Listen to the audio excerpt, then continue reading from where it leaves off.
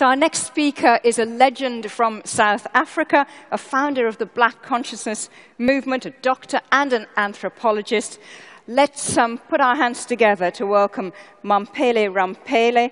And Mamphela is going to talk to us about equity and development. It's a great pleasure to have you with us, Mrs. Ramphele. Thank you very much.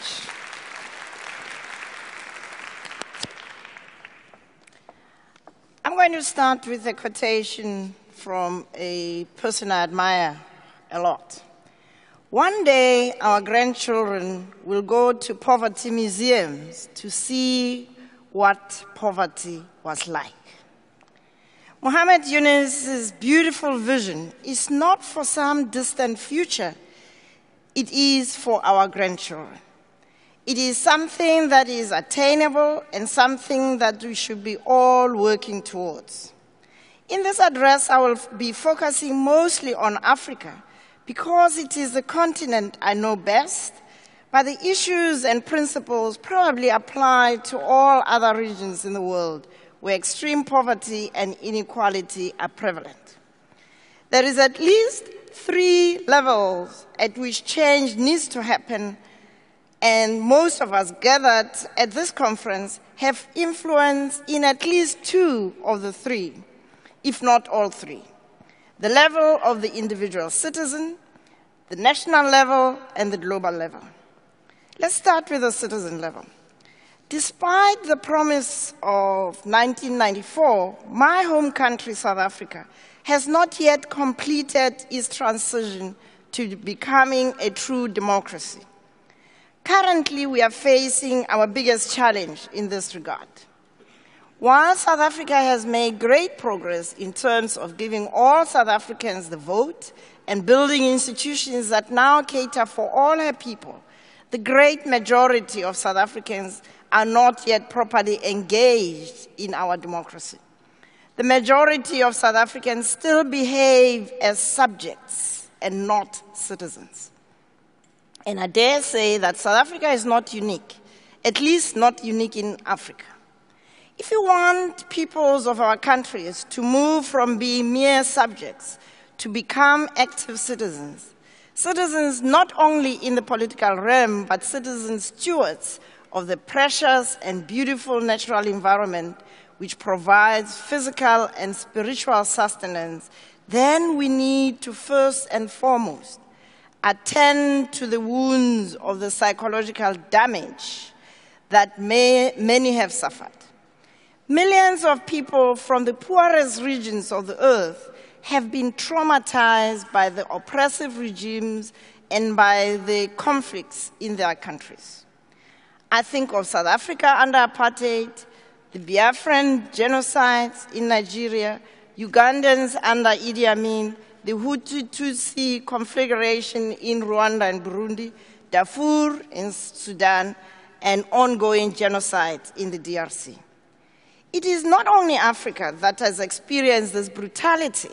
I think of the killing fields of Cambodia, the brutal oppression in Burma, the disappeared in Chile, El Salvador, Guatemala, and Argentina. And it is not only ethnic and ideological conflicts that have been the cause of such brutality. What about gender-based violence in Somalia, Sudan, Iraq, Afghanistan, and India? Women sold into slavery, circumcision, honor killings, automatic guilt, and sentencing to death of the victims of rape, even of girls who have not yet reached their teens. The list goes on. This brutalization does not only affect the victims, it also affects the perpetrators. How do security policemen who have dismembered their captives and burned them on a stake whilst drinking beer, as happened in apartheid South Africa, now live with themselves? Even those who did not commit these barbaric deeds, but who fought for the armies of the oppressing classes and ethnic groups, suffer from post-traumatic stress disorder. And it is not only the armies of the oppressors, it is also the armies of the freedom fighters who have committed gross human rights violations. The army of the African National Congress, Umkhonto weSizwe, had its Quatro camps, and much of the human rights abuses that went on in these camps have yet to surface. The ZANU-PF Liberation Army committed its fair share of human rights violations in Zimbabwe, and now ZANU-PF has become brutal autocrats in post-colonial Zimbabwe. All of the countries that have suffered periods of brutalization and conflict still have millions of brutalized people. The former oppressed and former oppressors, how can we expect these brutalized people to be gentle to other people, let alone with other sentient beings? They cannot even be gentle with themselves. Can I have this slide, please? Our experience in South Africa, in the Eastern Cape, in an entity called the Tsema Circle, has taught us that the healing process needs to start with acknowledgement of our wounds. We then have to show a willingness to enter into dialogue within and amongst ourselves as a people and confront the inferiority complexes that have prevented black people, even as far as 18 years after democracy, to believe in their ability to excel. This lack of belief shows itself up in a whole range of areas, including our inability to transform our education. So let's turn to the national level. Except for a handful of countries such as Bhutan, all poor countries are preoccupied with growing their economies without equal attention to addressing the inequalities of income. Richard has just made the case, which I don't have to repeat, because GDP growth, as Robert Kennedy so eloquently expressed in 1968, counts air pollution and cigarette advertising, ambulances to clear our highways of carnage. It counts the destruction of redwoods and the loss of our natural wonders in chaotic squalor, yet it does not allow for the health of our children, the quality of their education, and the joy of their play. It measures everything, in short, except that which makes life worthwhile. So we need to look for better measures of well-being than just simply focusing on GDP growth. We know that we are now experiencing the horrible after effects of the global financial meltdown, driven, as Richard so eloquently indicated, by consumerism. So there is an alternative way we need to look at in terms of growing our sustainable livelihoods and protecting our environment. And this is the work of Amartya Sen in Development as Freedom.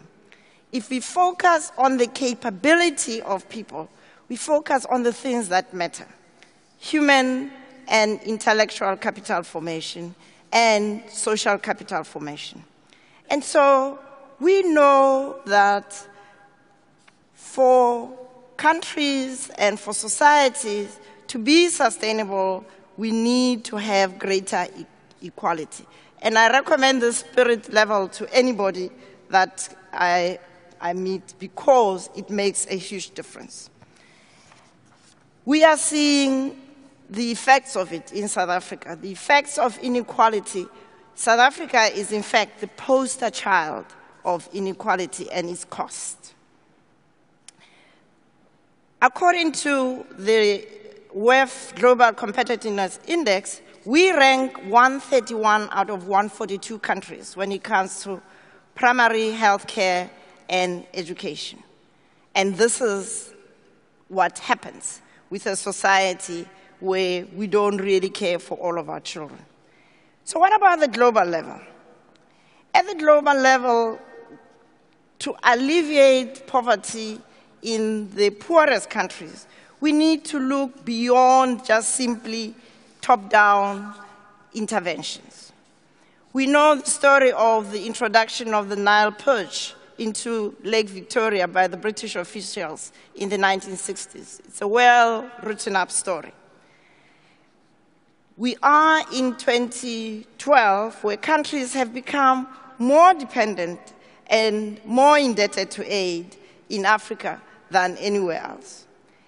In his book, The Trouble with Africa, Why Foreign Aid Isn't Working, Robert Calderisi, a former World Bank spokesperson, argues that aid to most African countries should be cut because it goes to the wrong people.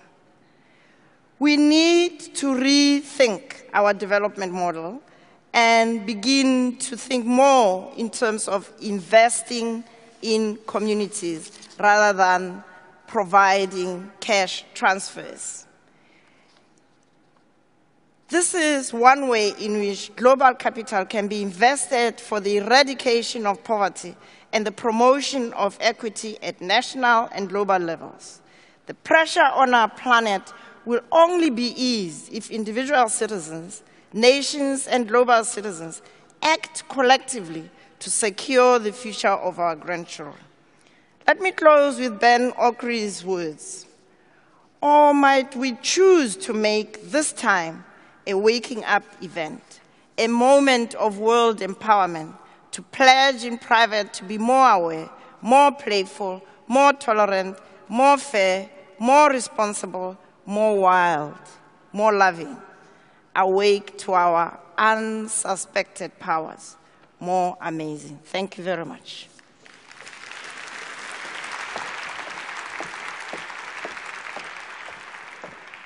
A very moving and powerful presentation, Mrs. Ramphele.